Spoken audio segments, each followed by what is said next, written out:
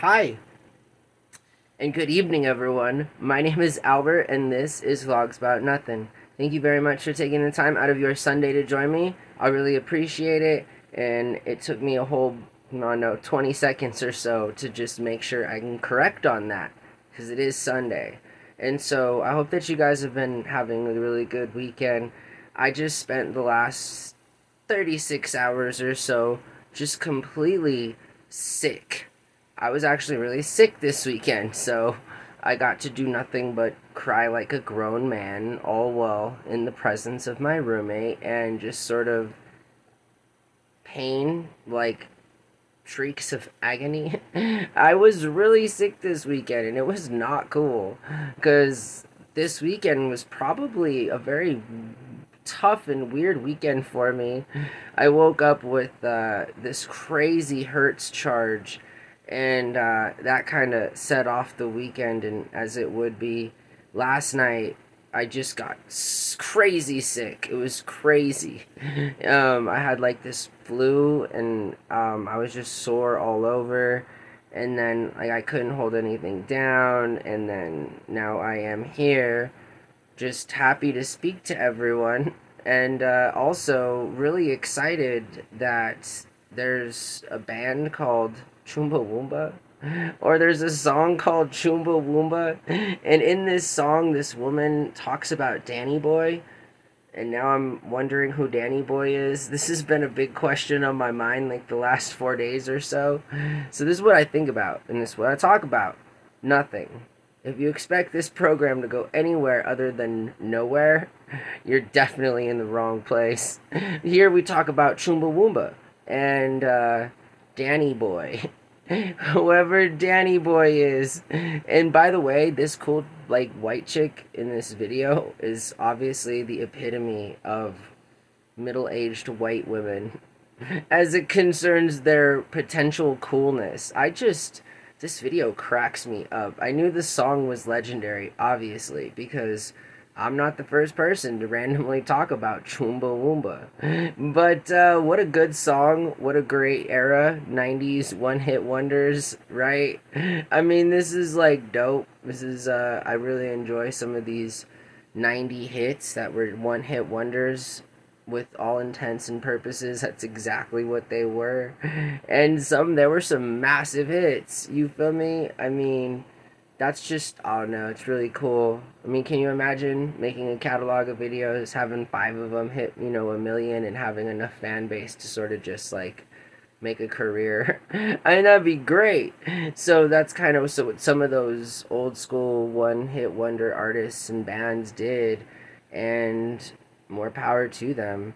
So, yeah, this being sick and everything this past weekend really was kind of a huge setback. There were so many losses. I've taken so many L's again, just like the last week, I mean, just last week I was doing just fine when I was a slave labor economic person for Uber. What a terrible deal. And in fact, that's kind of what I want to talk about tonight, right? So we spent the first 3.5 minutes sort of catching up, right? That's good.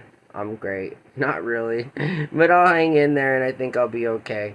So, other than that, I do want to talk about probably the worst experience in my life. And see, the thing is historically speaking, I've had a really positive interaction with the car rental history business or industry. I've rented a lot of cars in the past 5 years or so. I can absolutely say that a lot of money has been allocated towards the usage of rental cars. Now, my experience with renting cars is pretty extensive.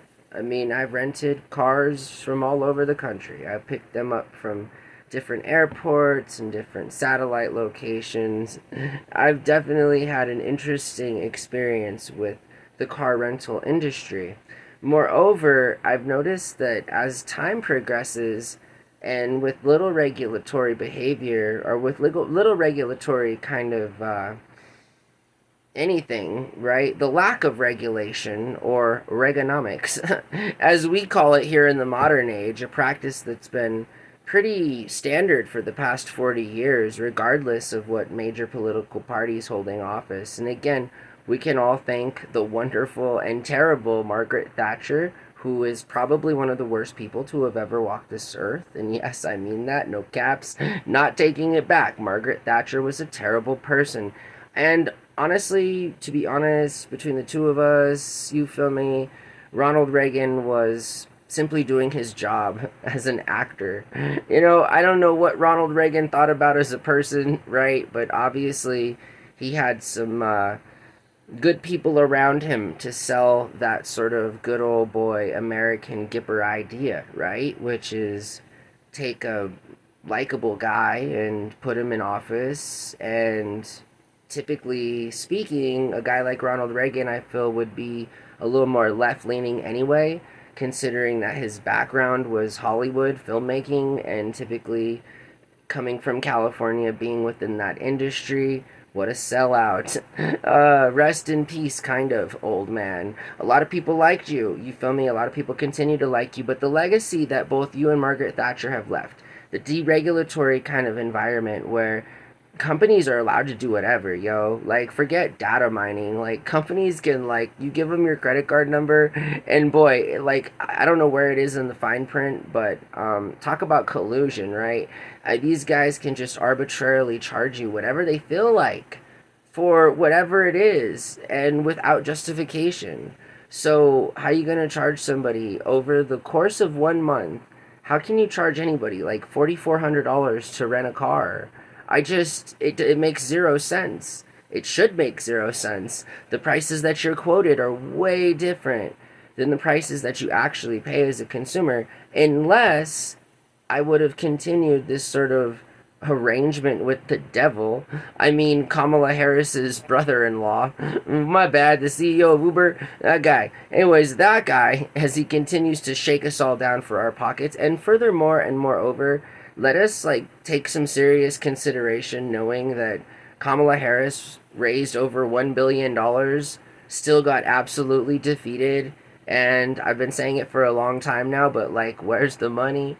You feel me? I mean, that's not like a few $1,000s we're talking about. It's not $100,000 that we're talking about. It's close to $1 billion that we're talking about, right? So, I mean, you'd think there'd be a little more interest in understanding how the political system works, all of those things. But again, driving for Uber by renting a car through Hertz was the worst idea ever. They quote you at $427 a week, and they charge that, and they take that, and then it becomes a really weird game because they hold some in, and then a couple days later they take a whole bunch out. And again, it makes zero sense. Driving people around makes zero sense. For the record, rideshare services are, again, just the epitome of where capitalism has brought us. To this really weird place where instead of being able to hop on a bus or walk or take a scooter or take a light rail, you're forced to hop in some rando's car for 20 minutes of your day, all while the rando that's taking you and keeping you safe and making sure that you're good to get to destination from destination is treated like worse than the lowest of all economic earners because they're getting paid pennies on the dollar.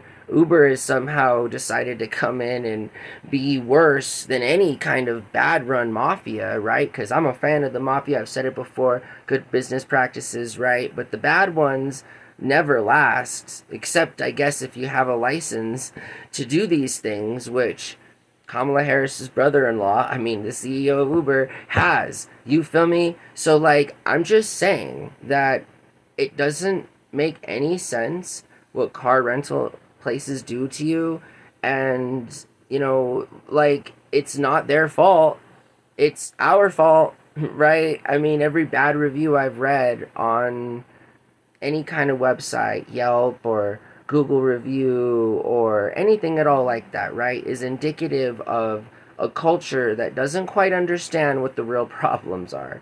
And the real problems are that we allow this kind of predatory behavior to take place to begin with as a result of minimal to no particular kind of policy that deals with caps on how companies can take advantage of, or limit the ways that companies can take advantage of an already monetized policy that they're in.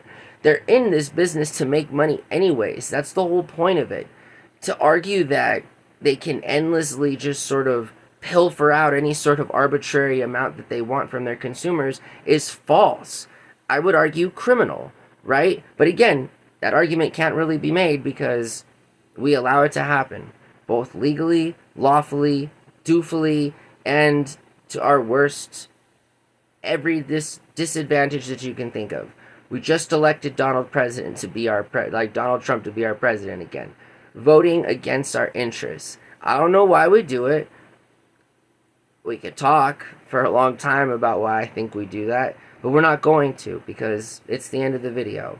I hope that you guys are doing very well. Thank you a lot for watching my show. I really appreciate it. I'm hopping on the show now, and I see an extra 30 subs. Sometimes it goes down, but I really do appreciate you guys watching my show, being a part of my life, and give me the time of day to sort of share my experiences with y'all.